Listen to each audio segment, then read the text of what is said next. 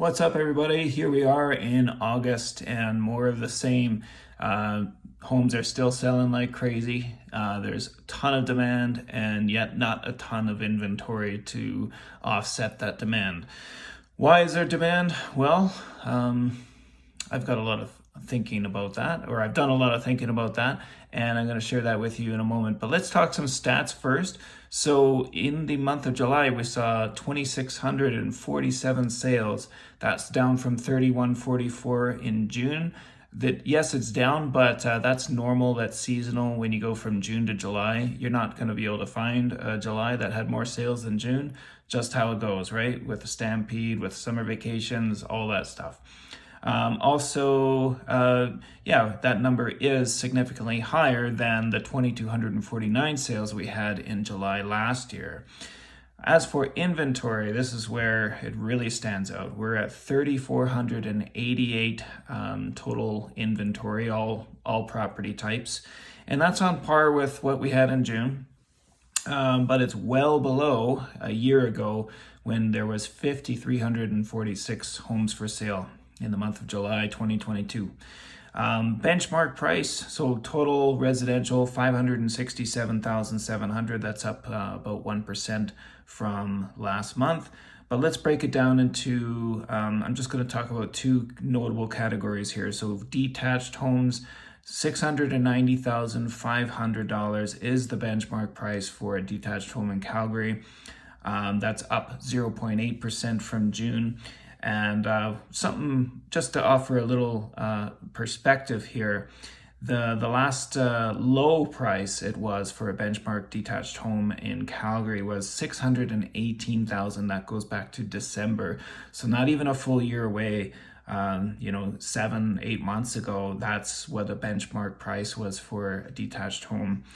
Similarly, let's look at apartments. Sitting at 305,900, that's up 0.9% from June. And from December, it was 269,800. So both those categories are really soaring right now. All right, so what can we expect in August? I think it's just going to be more of the same. Main reason is the inventory is low, the demand is still hot.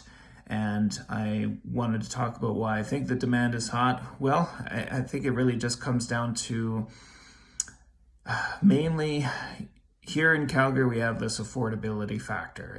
Calgary is still a draw. It may not be the most popular or desired city in Canada. To many people, it is, of course. Doesn't have the ocean. It's not a major metropolis like Toronto.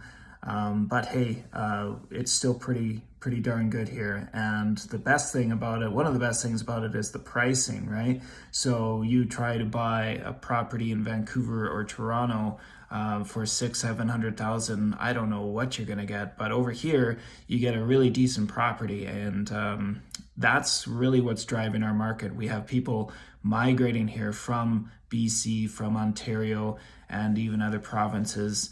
And that's really keeping the demand up. On top of that, one thing that doesn't really get talked about very much is with the lack of inventory is new builds. So the major issue facing Canadians right now is a lack of housing.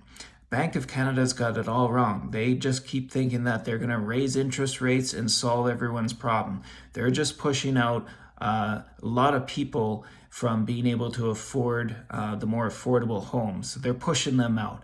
They're not doing anything to stop, people who are already very wealthy in real estate picking up more homes unconditionally, the cash offers and stuff like that. And really just, I'm not going to go down that road.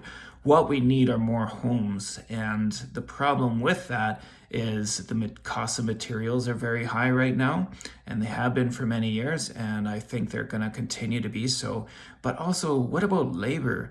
How many people do you know, young people, are getting into trades, becoming carpenters, electricians, plumbers, framers, all of this stuff? I know the people that built my home, they struggled. And it's a big company, but they had employment issues because people were just leaving. They were just going to the next builder that was going to pay them a few dollars more an hour. And I know that the guy that built our garage pretty much did it himself. And it took a long time for it to happen finally to our home. But this is what's going on. I mean, there's not a lot of people doing the work. And I just don't see any end to it right now. So in my opinion, the Bank of Canada can keep raising those interest rates. I really hope they don't, because it sucks for a lot of people, including myself. But it's not going to solve the housing problem we have here in Canada. Simple as that. So let's see what the next month brings. But I think I'm going to be back here beginning of September with the same message. All right, that's it for me today. Over and out. Bye.